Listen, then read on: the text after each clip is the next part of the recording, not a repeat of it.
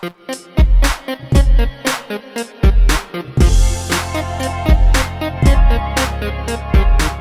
to Union Stockyards. Now, before we get started, these technically aren't out here yet. I'm just out there because, I'll be honest, one of my goals when I set up a stream is to get rid of shadows.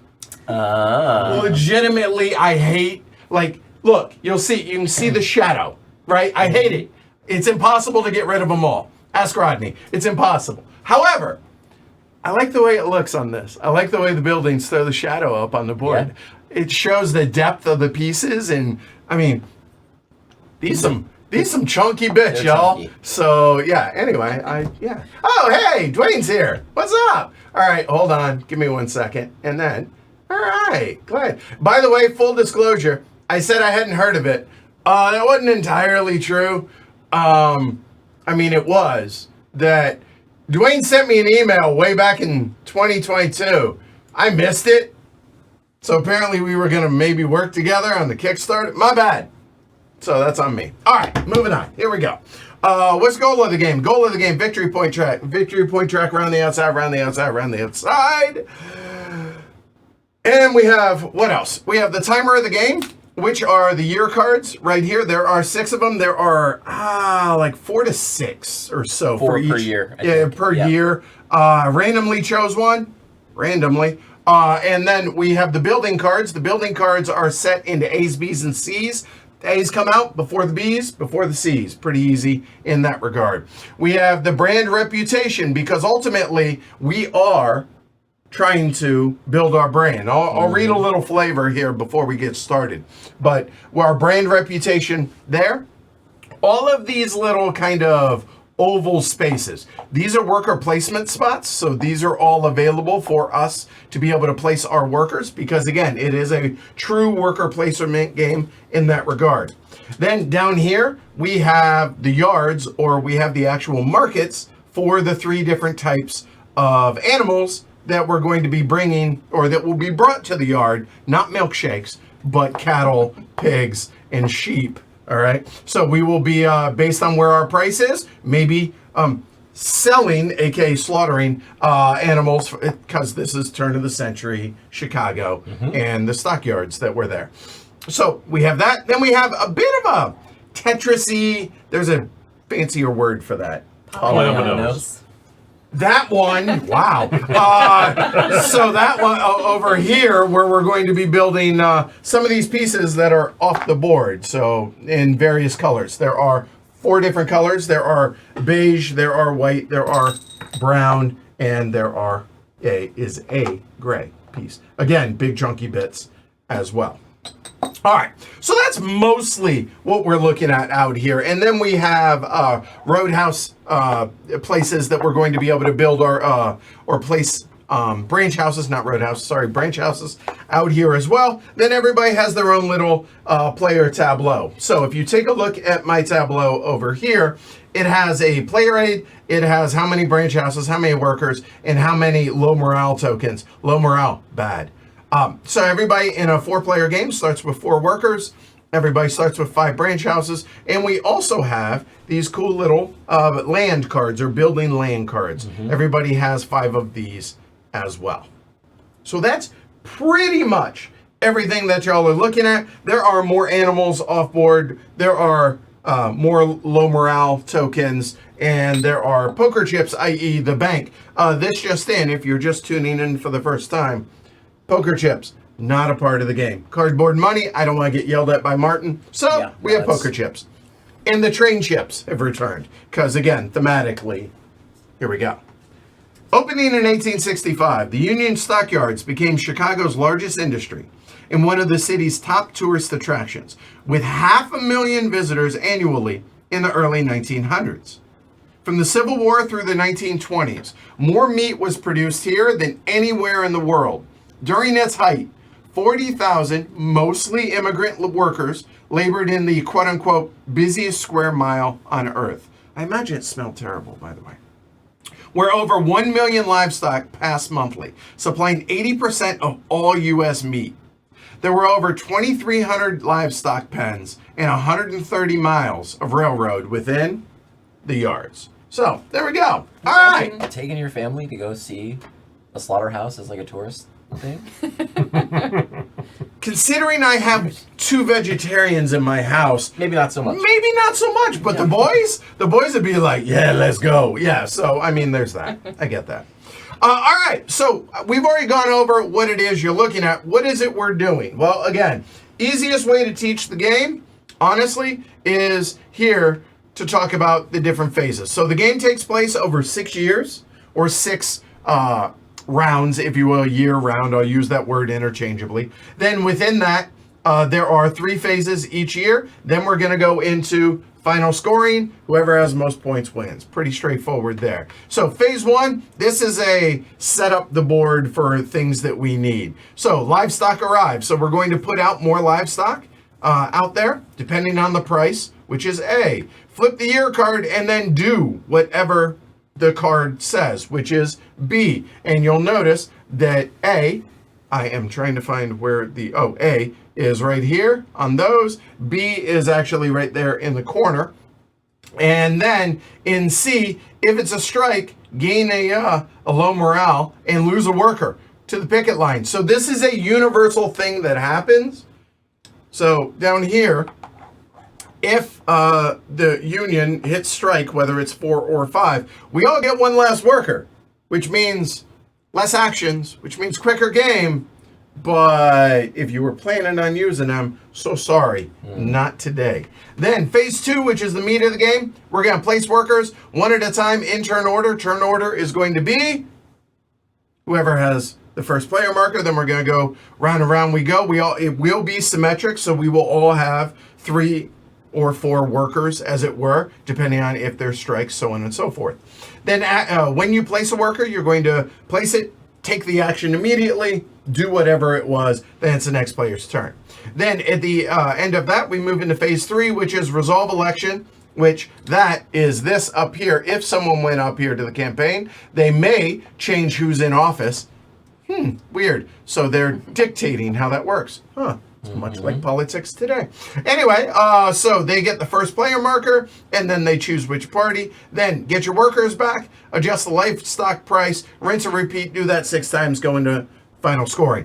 And honestly, it's that simple. I'll go over what the actions are out there real quick. But what can we do? Out here in the yards, if you place a worker, you're going to slaughter, or you're going to sell, however you would like it, either a beef, a swine, or a sheep. The amount of money that you're going to get on this is simply the difference between where your marker is and where the price marker is. So the price marker, right now, you would get $2. The end. Pretty straightforward, regardless of which one you choose in that regard. Now, a couple things about this. Each player can go here once per round. Once, and once. So you could theoretically spend 3 actions going to those 3. What you cannot do is slaughter beef twice, sheep twice, swine twice, etc., etc. Any of these smaller spaces that are out here are single worker placement spots. These larger ones, which honestly are pity spots, these are unlimited. You can go there multiple times. Psst, don't do that. Okay, then what else do we have up here? We have the campaign spot. That is going to be get 2 savings. I did not talk about how money works in this game. So we have cash money and we have savings. Savings is a one-way trip. This is strictly banking victory points. So as you up your savings, you're getting victory points. That's all that is. Savings, you would think would be cash. It is not. It is not money. It is strictly victory points. Cash is cash used for actions, but also will be points at the end of the game. All right. So out here, you will get 2 savings, and then in phase 3, you'll take the first player marker, and then you will decide Republican, Democrat. All right, easy enough. This is a 2-sided disc, randomly chosen, so it ended up on the Republican side. Clearly not what I was going with. Anyway, establish your branch house. Pay $1, then you can put a house out here. Everybody has 5. When they go out here, you immediately get whatever it gets. So here, get a brand reputation. Here, increase the value of when you slaughter sheep. 3 savings. Sheep, swine. And if there are 2 spots, that means there are 2 branch houses that can go out there. If there are 4, there are 4 that can go out there. Yep. They are worth exactly 0 points at the end of the game. We'll talk about that more here in a minute.